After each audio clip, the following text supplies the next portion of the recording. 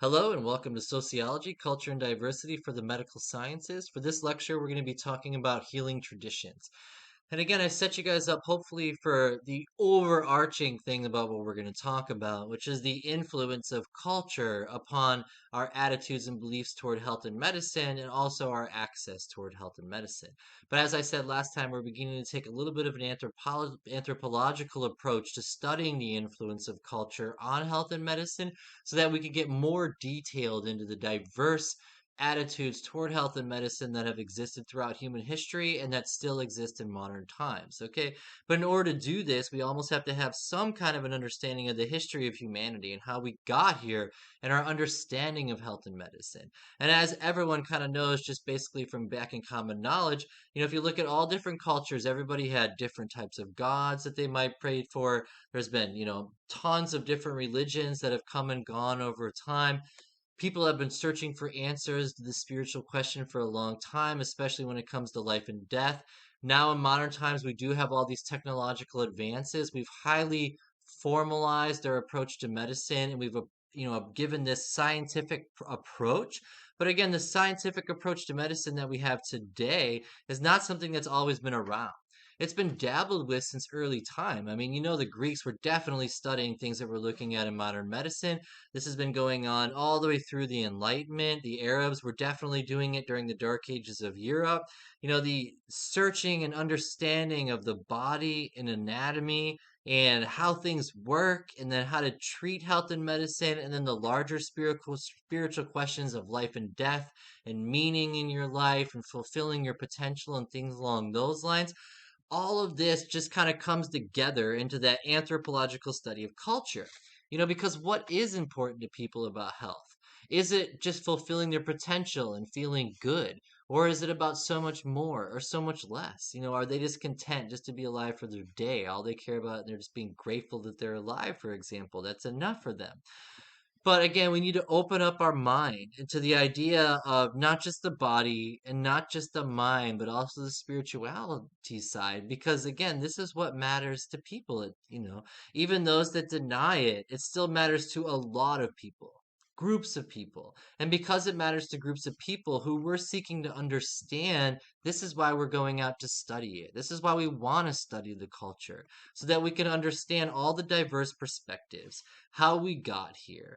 Where do all these attitudes toward health and illness come from? How did science develop? Where do these alternative medicines come from? Is there something to the placebo effect? You know, and then some of the bigger questions, like what was the true purpose of the pyramids, for example? Was it really to hold a mummy, or was it because it had healing powers because it created these acoustics and the power of sound? If you guys are interested in ancient Egyptology at all. Okay, I joked a little bit about it last time when I was talking about the age of the Sphinx, but again, it's all of this unknown. Okay, so we need to be opening our mind. And that's the idea of being culturally competent. It's get rid of your bias, get rid of your own opinion, and open your mind to whatever, what other people in the world think. And how do they think? Let's just look into it, not in a judgmental way, but just so that it can inform us so that we can be better at going out and treating people. Okay, so again, when it comes to healing, the idea of the body, the mind, and the spirit all coming together. But then the culture, your customs, beliefs, and the practices tend to structure our attitudes toward how we treat the body and how we treat the mind and how we treat the spirit. Because again, which religion you might dictate to often depends on the country you were born. So in America, the likelihood is that, you're most likely to identify as Christian, but in India, you'd be most likely to identify as a Hindu. So, depending on the country you were born into, will highly influence your attitudes toward health and medicine, along with various other cultural ideologies. Okay, but the idea is we need to be opening our mind to not just our own perspective, but everybody else's perspective, that culturally relativistic perspective. We want to understand people's customs, beliefs, their common way of life. What are their practices for healing? What have they been doing for centuries, long before modern medicine? Maybe there's something to that. We need to understand people's traditions. We need to understand the difference between modern culture and, back in the day indigenous culture. And it could have been there was a great flood in 10,500 BC and it set humanity back into the dark ages, and we've been slowly coming out of that ever since. There's a lot to that when you study some anthropological history of, humanity, like who really built the pyramids, why are all the pyramids connected with a straight line, a whole lot of questions. Who built the Alara caves in India? I mean, some of that stuff's pretty amazing and very old. And it's very unlikely that just some people randomly made it 3,000 years ago out of the blue, okay? Angkor Wat in Cambodia, okay? So we have all these different civilizations throughout all of humanity. There are just so many cultures, and that's why anthropology exists, to be studying all these diverse cultures. But because there's been so many diverse cultures, there's so many ways of life, and there's so many different approaches to health and medicine to tie it all together, okay? And again, where you're born, the culture you're exposed to, the group you belong to, influences all of these ideologies that you have, which is very powerful to realize the effect of the socialization process upon your attitudes, not just toward health and illness, but to what should you do with your life, toward race and toward sex and gender roles and attitudes toward homosexuality and things along those lines. So that's kind of the core of sociology, is understanding how we're socialized into a culture and how that influences our cognitions, the way we think, and then that influences our overarching group behavior, how we interact with other people, and also how we interact with other people to build societies, because we build societies based upon value systems that we work out together. Okay? So again, when it comes to ancient healing, open our minds. We have to not just dismiss stuff like, just laughing about ghosts and goblins, because again, prove a goblin doesn't exist, prove they do.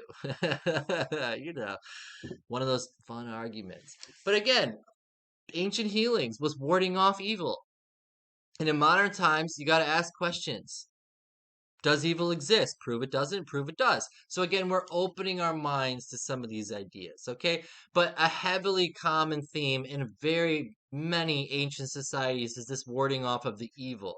And this is not an old concept. This goes back recent. I mean, look at the Salem witch trials in the 1600s.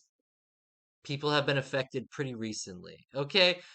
So we've also put different. So these are basically the causes of health and illness and things. So evil, people as being the cause, like it's our fault this happened to us. We did something bad and then we were punished. Supernatural causes, like an act of God, for example. Rituals, like you didn't perform that ritual, therefore the rain didn't come to help our crops, which then resulted in famine, which then resulted in malnutrition, which then affected the development of everybody in the society. Religion, you can look at things like sin, is that why this is happening? Spiritual journeys to overcome things. But again, when you start to look at things like cancer patients, and then you start to ask a whole lot of questions, and then you go into their personal subjective experiences of what happened, you have to open up your mind to this, because you don't know what kind of population you'll ever be dealing with. And I hear a lot of this kind of stuff. And so my mind is opened because I don't know. I hear amazing stories and through my own personal studies and things like that. And I am just generally enthralled by some of this stuff because you don't really know for sure. Hence, continue to seek it out. Can't prove it, can't disprove it. Okay? Modern healing is the idea, again, of medicine, healing the body, therapy to heal the mind, and then the spirit. It's a toss up in these modern times. Religiosity is down, attendance for religious services is down. What's going on there? But does that mean people are less spiritual? And so just because one structure of society, religion, might be losing people in the pews, does that not mean that people are not just as spiritual, though? But maybe our spirituality is just taking different forms, for example, as it has over millennia. I mean, you can just get how many religions have there been? How many social changes have there been? How has that affected things? How many different civilizations did we have to go through before we came up with the idea of one God? You had King Tut's parents, Queen Nefertiti and King Akhenaten, suggesting one God. Socrates was killed because he suggested one God. The Hebrews believed in one God. And then, then the Christians adopted, and then Muslims adopted, and then, Jewish, Christian, and Muslim actually all believe in the same God. Then they just have kind of an argument about who is the prophet you know but again, we need to be looking at the history of religion. We need to be looking at people's attitudes and wondering where all this is coming from, and then how does that influence in modern times. So yes, this idea of the holistic approach is an embrace that we're using in modern times, but essentially so that we don't have to deal so much with just modern healthcare because there are other approaches that we can go after. Now, yes, we have this bureaucratic formalized medical system in place in the United States, but that only exists because of the economic affluency of the country. And so whether or not you have that medical system in place is highly influenced by socioeconomic status, not just for individuals in a country, but by country comparisons. Because, in the United States, do we have higher socioeconomic status than other countries? Well, someone in the United States on average makes 9 times more than someone who makes in China, for example. So again, access to healthcare, whether or not your country has access to healthcare, the bureaucracy that's built in, these are all culturally influenced based upon where you live, for example. Okay? So again, birth and death rituals going back, we've talked about this for a little bit now. We have all of this kind of thing built into our culture, all these traditions, cultures, beliefs, and then we socialize this from generation to generation. So again, most of the ideas that we have are not original ideas. These are just stuff that we've been told over time that we've then internalized, categorized, memorized, and then whenever we want to make sense of reality, we then refer back to the things that we've been told in life or have learned on our own. Okay? But again, the idea is anthropological approach to studying culture, a common way of life, and then how that influences your health and illness. And then the sociological approach, looking at how the groups you identify with are associated with your access. So your socioeconomic status is highly influenced. That's sociology, socioeconomic status.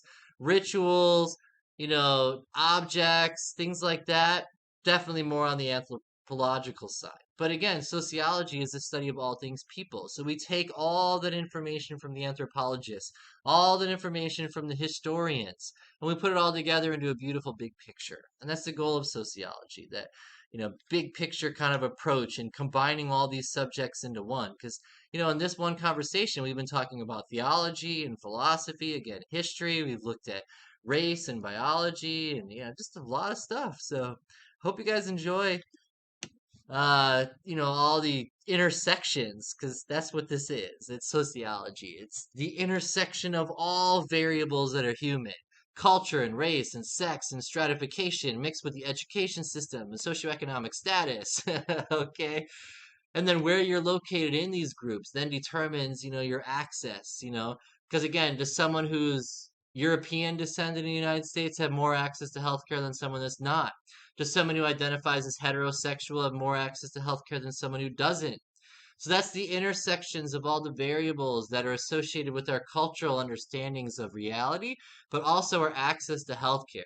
Okay, so we need to be looking at health and healing from a religious perspective. How is religion associated with health and healing and health and illness? How is our social class status, where we're located in the unequally, divided, hierarchically stratified social system that we live in, where not everybody has the same access, where society is not fair, where all kids don't have the same access to health? How does that affect you? Again, we've talked about men and women in this class, for example, when it comes to sex. Why do women go seek out doctors more than men? What is it about male culture that reduces our desire or our motivation to go seek out medical health, even when we're feeling bad, even when we're succumbing to illness? Okay. How is race associated with health and illness? Why is it? Well, is it because, people that were identified as non-white were historically stuck into the lower classes, and people in the lower classes are more exposed to poverty, and people that are exposed to poverty have less likelihood of having access to health care? And so, what's the association between race and social class and healthcare? It's that races were subjugated into the lower classes where they had higher rates of poverty, therefore they had less access to healthcare. That's intersectionality, put 4 or 5 of these variables together. And then ethnicity, again, it's just a common way of life. Same thing as like a culture, just it's a grouping of people based upon some categories such as country of origin, culture, language, things along those lines. And then culture, our common way of life. But the idea is, you guys, putting all these variables together, you start to see the big picture. You start to see the effect of a child growing up in poverty. And then what statistics are more associated with the child growing up in poverty? Well, what if, their mom was a single mom? And which parent is more likely to be a single mom, a male or a female? And why are females more likely to be single parents than males?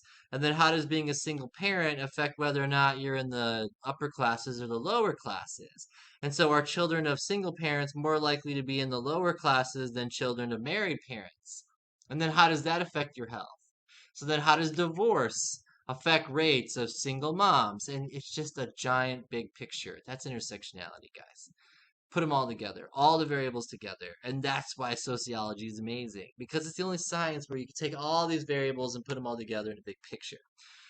Thank you so much for listening. You all have a wonderful day. Email with any questions.